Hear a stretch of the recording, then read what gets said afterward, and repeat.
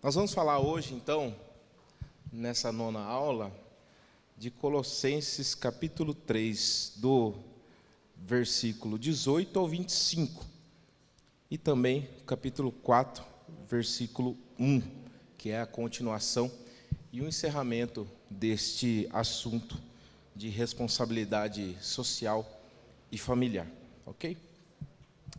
Então, irmãos, o material foi mandado aí para todos, para que tivessem conhecimento prévio, né, desses nossos assuntos que vamos tratar aqui hoje. É um assunto que eu posso dizer tranquilamente para os irmãos que é muito mais prático, né? Nós estávamos conversando, Marcelo e eu, e toda a equipe do ensino, que é muito mais prático essa questão desse excerto aqui, dessa perícope que nós trataremos hoje, do que muito mais filosófica. Mas nós vamos aqui aprofundar um pouquinho. E eu inicio dizendo algumas palavras que eu coloquei aqui que são salutares, né? Por exemplo, a fé em Cristo, ela muda não apenas indivíduos, mas ela também muda famílias. Quem não é cristão verdadeiro no lar, dificilmente será em outra parte. Aqui o professor Hernandes Dias Lopes diz: nós não teremos igrejas santas, nem uma sociedade justa se não tivermos lares bem estruturados. Então entendo que fé e famílias, elas são extremamente importantes e interligados. São praticamente inseparáveis. E aquele que é negligente com a sua família, diz a palavra de Deus, que nega a fé. A sua família é o seu esteio, a sua base, e Deus se manifesta na família. E muitos pensam que podem viver a fé em Deus e, ao mesmo tempo, tratar de qualquer forma, maltratar a sua família. Mas isso é impossível. Então, nós podemos resumir que tudo passa por uma relação familiar. E aqui vamos analisar o versículo 19. Por que nós começamos pelo versículo 19? Foi somente para nós começarmos a bater, Rogério, nos homens mesmo. Para a gente não começar. Eu sei que o apóstolo Paulo, no versículo 18, falou das mulheres primeiramente, mas nós vamos falar dos homens hoje. Vamos bater um pouquinho nos homens, com todo o carinho, todo o respeito falando, mas vamos tratar dos homens primeiro. Versículo 19. Maridos, amem suas mulheres e não as tratem com amargura. Nós temos 3 versões aqui que eu trouxe. Almeida Corrigida e Fiel, a nova tradução na linguagem de hoje, e eu trouxe também uma versão católica, tá bom? Essa VCI significa a versão católica. Em todas essas versões, se os irmãos analisarem, o imperativo amar está muito bem claro aos maridos. O imperativo amar, ele é muito claro em qualquer tradução que a gente traga do versículo 19. Então, Cristo em nós realmente nos torna nova criatura? Sim, nos torna novas criaturas. Descobrimos essa novidade, que essa novidade de vida, ela se manifesta primeiramente onde? No lar. O lar é realmente onde nós somos o que somos. Onde a minha esposa, ela me conhece quem realmente eu sou. O Daniel pode mostrar uma face, né? Estou dizendo que eu posso mostrar, tá, irmãos? Mas a nossa vida é uma só, né? Não existe uma vida espiritual, uma vida profissional e outra vida familiar. Não, é uma só. Você vive uma vida só, demonstrando quem você é realmente em Cristo. Mas vamos supor, eu mostro minha faceta lá no serviço, na igreja eu mostro outra coisa e em casa eu sou o cão.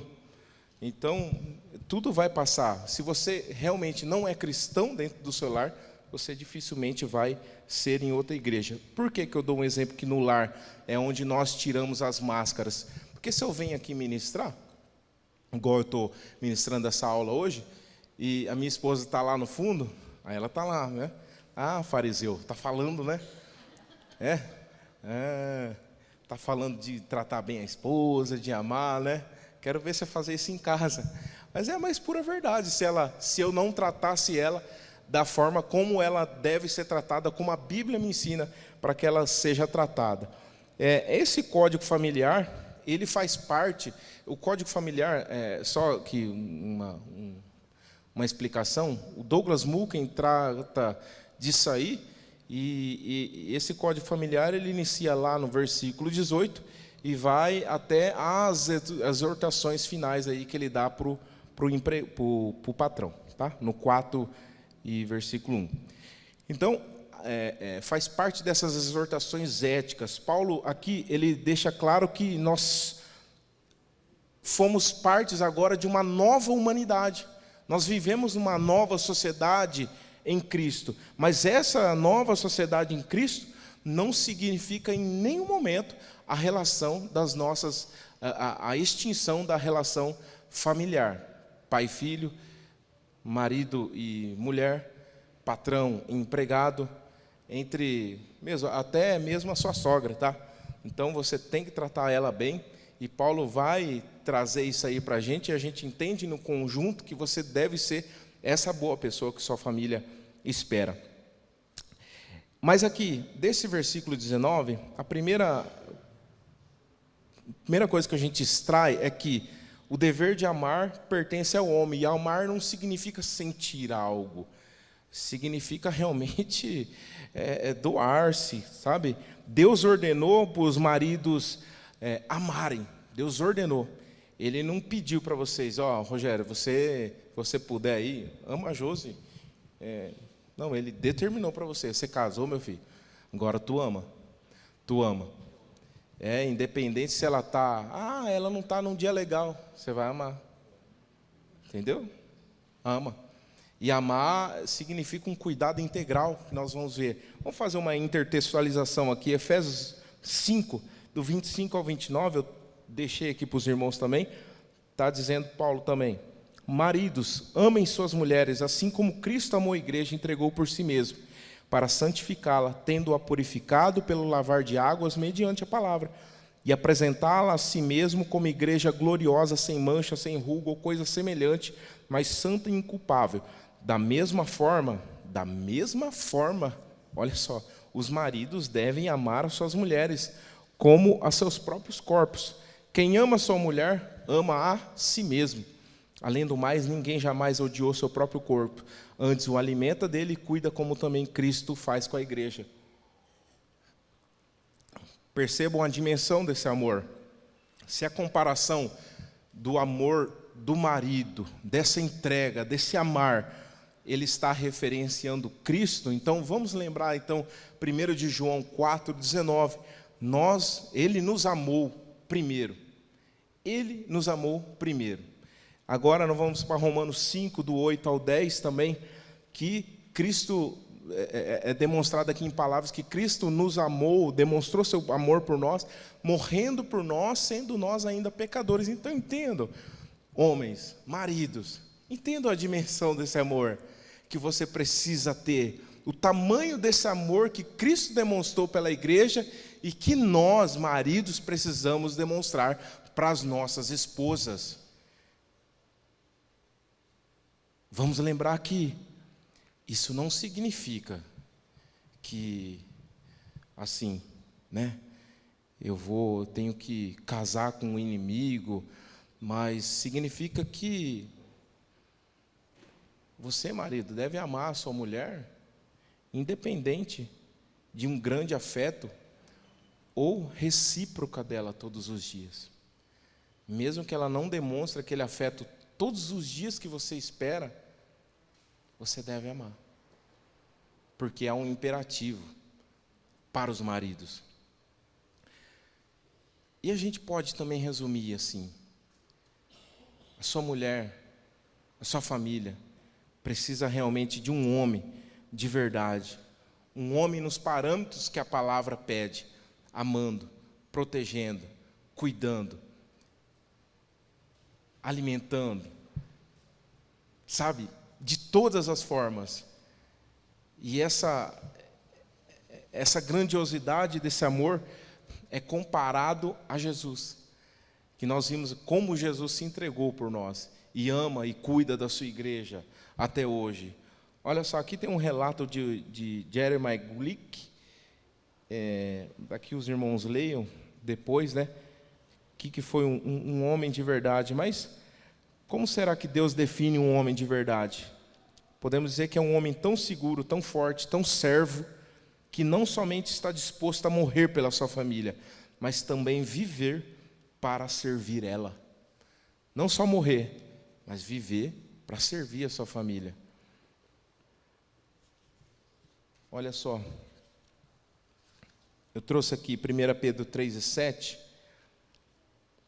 outro texto para a gente analisar. Do mesmo modo, vocês, maridos, sejam sábios no convívio com suas mulheres e tratem-nas com honra, como parte mais frágil e cordeiras do dom da graça da vida, de forma que não sejam interrompidas as suas orações. Vocês, mulheres, se os maridos te tratarem mal, você pode falar que a oração não vai nem subir no teto, né? Vai bater e voltar a oração dele. Então, porque é isso mesmo. Paulo está dizendo assim, ó, não seja interrompida, 1 de Pedro, perdão, está dizendo que não seja interrompida as suas orações. Nós precisamos entender que a relação familiar, ela é um esteio também da nossa relação com Deus, irmãos. É muito relevante isso. Mas e se o marido não demonstra amor? O que ele vai demonstrar? Ódio? Não. É indiferença. Quando você não demonstra amor, você demonstra, na verdade, indiferença. Indiferença é o quê? Aos sentimentos, às vontades, aos desejos, às alegrias, às esperanças que ela tem, às angústias que ela passa, aos problemas que ela tem, carrega, às dificuldades. Sabe, quando você é indiferente a isso, você não está demonstrando amor. Por exemplo, nós chegamos em casa, todos nós chegamos cansados do serviço, é claro. Mas às vezes nós precisamos dar uma atenção, e sua esposa e seus filhos estão precisando de uma atenção. Mesmo que você chegue cansado, e a gente precisa tirar forças. E às vezes a linguagem de amor da sua esposa é um tempo de qualidade. E às vezes você passar 20 minutos, meia hora ali, largar o celular, largar o que você está fazendo e passar com ela, vai ser muito relevante. Às vezes a linguagem de amor da sua esposa vai ser serviço. Então, se você chegar mesmo cansado, mas ela também está cansada, e você lavar uma louça para ela, varrer um chão, pode ter certeza que ela vai, o tanque de amor dela vai se encher. Às vezes são palavras de afirmação. Se você chegar, mesmo que ela está toda descabelaça, parece a bruxa do 71, irmãos. Mas, cara, tu elogia como você está linda, meu amor. Parabéns por ser essa mulher maravilhosa que eu sempre esperei, né? Por ser essa linda mulher que tanto me espera todos os dias.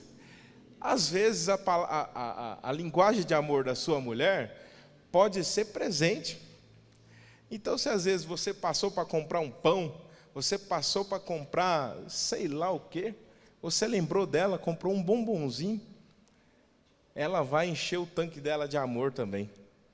Então entenda, a gente precisa compreender que tudo passa pela relação familiar, tá? Então amar é importar-se com ela. E aqui, no final, eu deixei um teste para os maridos, e depois os maridos pensam, reflitam, analisem, tá? Mesmo que minha esposa trabalhe fora, o peso da provisão da minha casa recai sobre meus ombros. Defendo minha esposa contra ataques de terceiro, inclusive de membros da minha família, da minha própria família, pai, mães, irmãos. Eu vejo não estou dizendo que isso acontece comigo, né? Se eu ver a minha mãe, meu pai falando mal da minha esposa, qual que vai ser a minha atitude? Vai ser, não, é isso aí mesmo, nossa. Ou vai ser defendê-la? Tá? Pense aí. Sei quais são as dores, grandes e pequenas, que a minha esposa está enfrentando hoje, e faço o possível para aliviá-las delas, até do passado, irmãos, não só hoje, do passado, as dores, os traumas que ela enfrenta. Há diálogo. Você conhece a sua esposa? Outra, proporciono o que for possível para cuidar da saúde da minha mulher, tá? A questão da proteção. Você protege sua mulher em todos os aspectos? 5, pratico as pequenas cortesias que dizem, estou aqui para te proteger. Pode ser as linguagens de amor, né? Então aqui a gente encerra a parte do homem. A gente já falou bastante, agora vamos falar das mulheres também, tá? E vamos ler o versículo aqui 18. Mulheres, sujeitem-se a seus maridos, como convém a quem está no Senhor. Então, outras versões diz: vós, mulheres, estáis sujeitas aos vossos próprios maridos. Na linguagem de hoje, esposa, obedeça seu marido, pois é o que você deve fazer por ser cristã.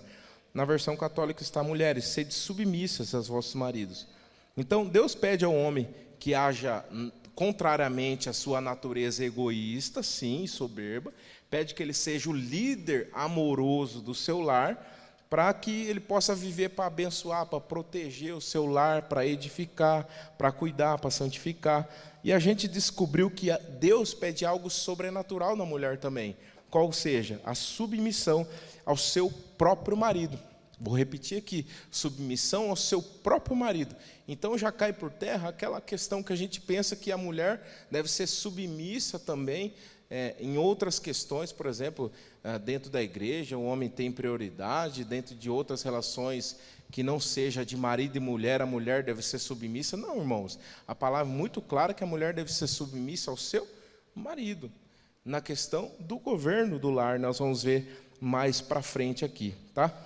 E para que a gente possa aqui atingir o equilíbrio do entendimento desse texto, nós precisamos fazer duas interpretações aqui, ó.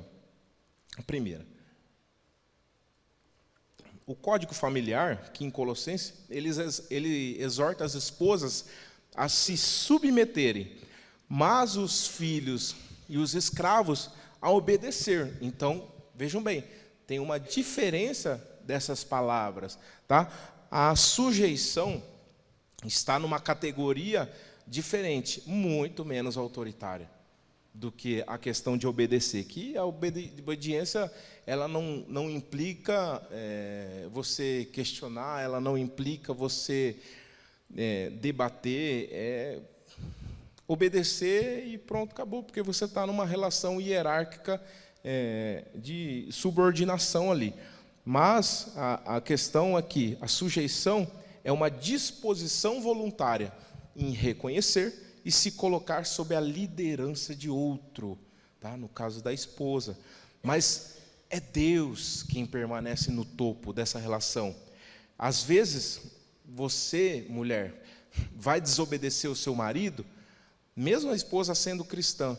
Por quê? Porque, às vezes, ele falou algo que vai contra os princípios bíblicos. Vou dar um exemplo aqui, um exemplo muito simples, pense em outros exemplos também. O marido pede para a mulher avisar que ele não está em casa. A mulher está o quê? Está mentindo. Marido e mulher trabalham no mesmo ambiente, eles são ali, exercem uma gerência naquela empresa, e o marido pede para ela que sonegue alguns impostos, por exemplo. São questões totalmente fora das determinações bíblicas de Deus para nós. Então, por óbvio que a esposa não vai obedecer, mas isso não significa que o esposo ele vai deixar de ser o cabeça na casa. Pelo contrário, ela vai continuar se sujeitando, porém, ele tem que entender que ele não é o líder supremo, o cabeça supremo é Deus. Então, é a Deus que nós obedecemos, aos princípios que trazem a sua palavra, tá? Então, na verdade, ele não está sendo cabeça, ele está sendo um cabeção ali, né? Um baita de um bobão, então, fazendo uns negócios que não é do agrado de Deus. A segunda coisa é que essa submissão está condicionada de modo que a exigência de que os maridos amem as suas esposas, para que haja sujeição. E amá-las, sujeite-se muitas vezes também, você, marido, à necessidade da esposa. Porque a mulher não vai ter dificuldade nenhuma, irmãos. Esclareça aqui, ó. Não vai ter dificuldade nenhuma em se sujeitar ao homem que a ama, que a protege, que cuida, que santifica o seu lar, que é realmente o líder daquela casa, de um modo que Deus pede, é um homem de verdade. Ela não vai ter dificuldade nenhuma. Eu tenho certeza absoluta disso. E é bom a gente lembrar que decisão conjunta que eu e minha esposa toma não significa que eu deixei de ser o cabeça do lar. Não significa que eu deixei de ser o líder da casa. Mas a decisão conjunta, ela traz uma segurança para nós, porque o sábio Salomão vai dizer que na multidão de conselhos há sabedoria. Quando você busca saber o que sua esposa pensa antes de você adotar uma postura, é muito relevante. Quando você cede, é muito relevante também para a edificação da sua relação com a sua esposa. Quando você retrocede, também é muito importante, demonstra muita hombridade da nossa parte. Às vezes adotamos uma postura e precisamos retroceder, porque nós vimos, quebramos a cara e vimos que não é o melhor. Tá? Então, não significa que a gente deixa de ser o cabeça. Mas vamos contextualizar aqui mais uma vez.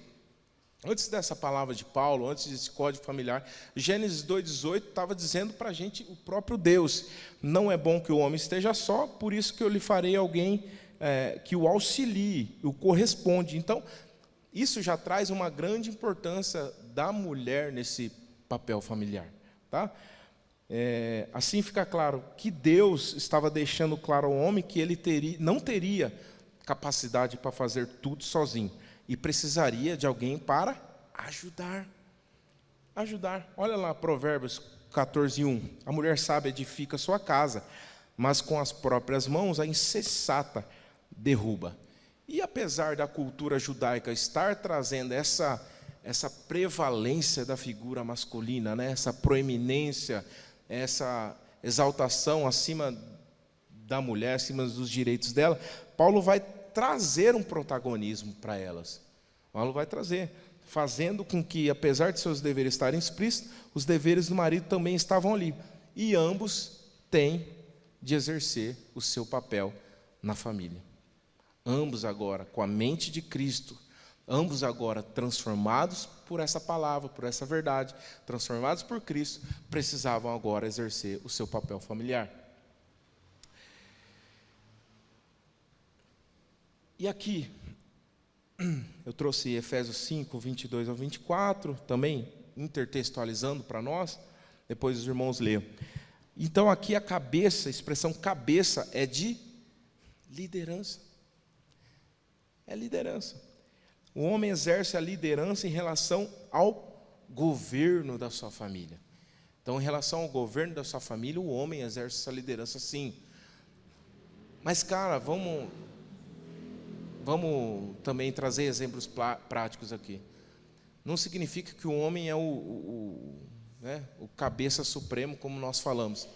Porque, por exemplo, se a mulher quiser cuidar dela, da saúde dela, e decidir, aí eu vou fazer uma caminhada todo final de tarde aqui, tá bem.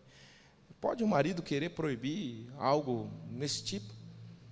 É óbvio que não. Ela está primeiro cuidando do templo, né, da sua saúde. Então, por óbvio que não. Então, o homem, ele exerce a liderança do governo da casa. Então, precisamos bem definir essas situações. E como nós já havíamos falado anteriormente, a função do homem, entre outras coisas, é amar como Cristo amou a igreja. Nenhuma mulher terá dificuldades em se submeter ao seu marido, que a ama como Cristo amou a igreja. E a gente pode entender que a submissão não é uma responsabilidade exclusiva da mulher, porque todos, homem e mulher, precisam se submeter a Cristo. E se o homem também se submete a Cristo, ele entende que, apesar de ser o líder da casa, para exercer essa liderança aqui, ele tem que compreender o que a palavra fala para ele, amar, proteger, cuidar, santificar do seu lar, enfim, fazer o governo que Deus espera que ele faça, como homem de verdade. Submissão não significa inferioridade da mulher. Inclusive, para a gente descontextualizar, se você quiser tirar uma parte da Bíblia, como é esse texto que nós lemos, e que muita gente tira do contexto, é onde muitas vezes até as feministas se apegam, para dizer assim, ó, a Bíblia é machista, a Bíblia é isso, a Bíblia é aquilo, mas não querem, nem tão pouco estão importando em reconhecer e entender, fazer uma hermenêutica adequada desse contexto, tá? Submissão da esposa não é para todos os homens em todos os contextos, é ao seu marido, tá? Submissão não significa escravidão e submissão não significa autonomia masculina no lar. Olha só, irmãos. Então, submissão não é autonomia. Então, eu não posso fazer o que eu bem entender todos os momentos. Eu tenho que dar ciência para minha esposa, onde eu vou, o que eu faço, com quem que eu estou. Ah, mas ele está rastreando minha vida? Ué, você não tem dificuldade em mostrar onde você está, em falar com quem você vai, falar onde você foi? Então, nenhum dos dois, nem o homem nem a mulher, tem que ter essa dificuldade de falar. Nós precisamos nos submeter uns aos outros. É claro que a submissão da mulher em relação ao governo, mas nos submeter uns aos outros é realmente estar livre e tranquilo para fazer qualquer questionamento sobre a nossa vida, sobre a nossa integridade. Então, submissão realmente é auxiliar o marido na questão. Tá? A mulher, eu dei até um exemplo aqui, num avião, ela não é a comissária de bordo, né? Ela é a copiloto. Ela é a copiloto. Numa empresa, ela não tem qualquer outra função. Ela é a vice-presidente dessa empresa. Você é o presidente, sim, como cabeça, homem, mas a sua mulher é a vice-presidente. Ok? Está aí tranquilo? Vamos falar do relacionamento entre pais e filhos. Versículo 20. Filhos, obedeçam aos seus pais em tudo, pois isso agrada ao Senhor. Então, Deus tem princípios importantíssimos para nós. E também passa por princípios em relação ao tratamento dos filhos com os pais e dos pais com os filhos, para nós construirmos uma relação harmoniosa. Então, olha só. A obediência dos filhos aos pais é uma ordenança divina. Nós precisamos entender que é Deus quem determina essa ordenança. Não foi qualquer outra pessoa. Está na sua palavra e nós precisamos obedecer. A obediência dos filhos aos pais é abrangente. Então, eu não posso realmente mostrar obediência e desobediência, obedecer em um determinado ponto e desobedecer em outro. Os filhos precisam obedecer em tudo aos seus pais. É claro, jamais contrariando as ordenanças, os mandamentos divinos, né? Por isso é óbvio. A obediência dos filhos aos pais é agradável. Então o filho não deve obedecer apenas quando tem vontade. Não, hoje eu estou tranquilo, hoje eu posso obedecer. Não, não é isso. Então você precisa obedecer em tudo. O versículo 21. Pais, não irritem seus filhos, para que eles não se desanimem. Olha só por que é tão importante, principalmente agora eu lembro para nós homens, porque o pai é aquele que dá destino aos seus filhos, sabe? A mãe dá amor, dá cuidado, dá carinho, dá até proteção, sabe? Mas de dar destino, realmente exercer aquela função de orientação, de figura paterna, de respeito. O homem, o marido, o pai, ele tem um papel primordial, preponderante nisso aí, irmãos. Então nós precisamos entender que os pais são advertidos pelo apóstolo a fim de não irritar seus filhos. Olha só, quando que isso acontece? Quando não há coerência nos pais, falam uma coisa e fazem outra, né? Faça o que eu digo, mas não faça o que eu faço. Quando não há regras claras na disciplina, num momento eles são elogiados, no outro são castigados pelos mesmos atos. Quando não há diálogo, só há cobrança, só há grito, só há realmente uma cobrança muito exagerada. Quando há muita severidade ou até mesmo injustiça, Isso é muito forte para nós. Quando os pais não têm tempo para ouvir, orientar e ajudar os seus filhos. Olha só, irmãos, daí volta naquela questão. Nós precisamos, mesmo quando chegarmos em casa cansados, nós precisamos entender que a nossa família precisa de um tempo com a gente. Precisa de um tempo. E nós precisamos tirar esse tempo. Às vezes o tempo que você ouve a sua esposa para saber do dia dela, conversa com seus filhos, brinca com seus filhos, talvez quem tem filho um pouco maior, bate um papo com eles. Enfim, é o tempo que a sua família precisa de você. Nós entendemos que o cansaço vem e pega todo mundo, porque nós não somos de ferro, mas nós precisamos tirar esse tempo. Quando os pais são permissivos ou duros demais, eu pulei uma aqui, quando pai e mãe entram em conflito acerca da maneira de orientar os filhos, quando os pais comparam um filho com o outro, gera ciúmes. Não dá para comparar, irmãos. Nós temos as nossas comparações na nossa cabeça, por óbvio. Eu já consigo fazer isso aí. Mas, irmãos, cada ser humano é diferente. E nós precisamos entender que nós vamos fazer o melhor para educá-los. E que eles vão ser diferentes mesmo.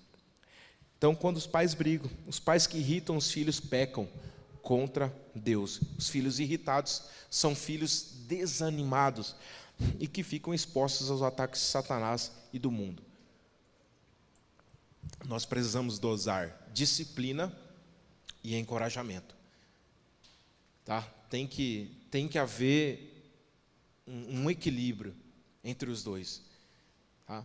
É claro que ser permissivo demais é ruim, só que ser duro demais também é. Tá? Então nós precisamos dosar isso aí. Vamos então para um relacionamento entre patrão e empregado. Tá? Versículo 22 vai dizer para a gente: escravos, obedeçam em tudo a seus senhores terrenos, não somente para agradar os homens quando eles estão observando, mas com sinceridade de coração, pelo fato de vocês temerem ao Senhor.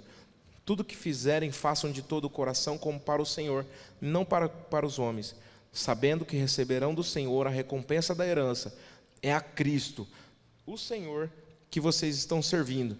Quem cometer injustiça receberá de volta injustiça, e não haverá exceção para ninguém. Senhores, deem aos seus escravos o que é justo e direito, sabendo que vocês também têm um Senhor no céu. E aí a gente lê o versículo 22 para a gente entender o contexto aqui, tá? Versículo 22, em outras versões aqui, ó, a gente vai encontrar assim, ó, na Corrigida Fiel da Almeida, vai chamar de servos, na linguagem de hoje vai chamar de escravos, na versão católica vai chamar de servos. Então, uma coisa a gente precisa entender: para a época de Paulo, eles eram escravos mesmo, tá, irmãos? Não eram empregados, não tinha CLT, não tinha direitos trabalhistas, não tinha 13º, férias remuneradas, nada disso, esses direitos sociais aí que hoje nós temos, não tinha nada disso no primeiro século. Então, eram escravos mesmo. Mais para frente, a gente vai ver que 1/3 da população ali em Colosso era formado por escravos. Escravos mesmo, tá? Então a gente não pode interpretar essa passagem à luz da sociedade que vivemos hoje, tá? Mas uma coisa é certa, gravem isso aí. Paulo então traz a luz aqui, ó, a luz de Cristo a todos, escravos, senhores. Ele trouxe antes para as esposas, para os maridos, para os filhos, e agora ele traz para os escravos os senhores. Por quê? Porque há responsabilidade para todos nessa história. Todo mundo precisa obedecer um grande Senhor agora, que é o Pai Eterno, o nosso Senhor. E por quê? Só esse Evangelho é capaz de colocar a gente no mesmo patamar. Aqui na igreja, irmãos, pode vir presidente da República, pode vir um ministro do STF, pode vir a maior autoridade que for, vai sentar no mesmo patamar que todo mundo. Porque ninguém está acima de ninguém. Nós entendemos pelo Evangelho que nós não somos inferiores a ninguém. Cristo coloca, então, todo mundo numa mesma posição. Qual que é a posição? De filho amados.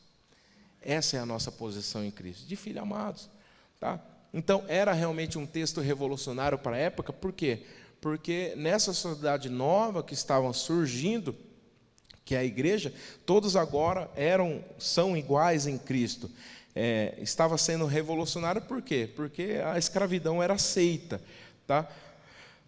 E não havia espaço para pregar qualquer tipo de rebelião, porque não era o time para a época, tá? Só que ele fala que tem que ter uma relação de reciprocidade. E havendo a oportunidade de se libertar, ele adverte lá em 1 Coríntios 7, do 21 ao 22, para que ele consiga, então, a liberdade. Então, não havia muito o que fazer em relação a essa questão de liberdade, de valores. Por quê? Porque não era algo que estava muito claro na cabeça dos irmãos e da sociedade em geral, no século I. Então, falar sobre liberdade era muito revolucionário. Então, Paulo ele vai trazer, então, vocês, escravos, agora em Cristo, vocês são livres, mas têm que obedecer aos seus senhores. Mas agora vocês são livres dessa vida de escravidão do pecado.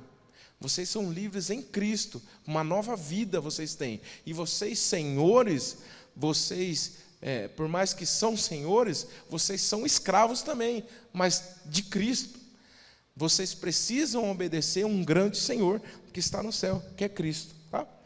Então, por exemplo, aqui, a escravidão praticada no primeiro século era muito diferente do que no século XIX, no Brasil e nos Estados Unidos, como nós bem conhecemos nos livros de história. Tá? Eu trouxe aqui alguns exemplos do porquê, mas a melhor interpretação que fazemos aqui é de que ambos, senhor e escravo para a época e agora patrão e empregado, eles precisam se sujeitar ao mesmo Senhor. Ambos devem dar um bom testemunho. Ambos devem, tá? De justiça, de honestidade. O patrão e o empregado são serviçais de um mesmo Senhor que está no céu. O patrão e o empregado. Tá? E vamos ver um pouquinho mais o que fala a palavra de Deus sobre nós sermos bons empregados, bons patrões. E empregado, eu digo até mesmo para o funcionário público, que apesar de não ter um patrão assim bem definido, ele está servindo, seja ao município, ele está servindo, seja ao Estado ou à União, ele está servindo a esse ente federativo a qual nós pagamos os impostos. Né?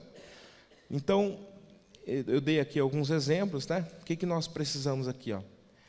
Nós precisamos entender que nós precisamos falar a verdade sempre, sempre, sempre. Provérbios 12, 22, fala que o Senhor odeia os lábios mentirosos, mas se deleita com quem fala a verdade. E até indiquei um filme aí, A Virada. É um filme antigo, é um filme cristão, que é muito bacana depois se os irmãos puderem assistir. Cumprindo com o que promete, não roubando, não dando e nem aceitando suborno. Então a gente precisa se contentar com o nosso soldo. E eu finalizo aqui que o empregado cristão deve envidar esforço para ser o melhor funcionário de uma empresa, deve ser modelo e exemplo para outros trabalhadores.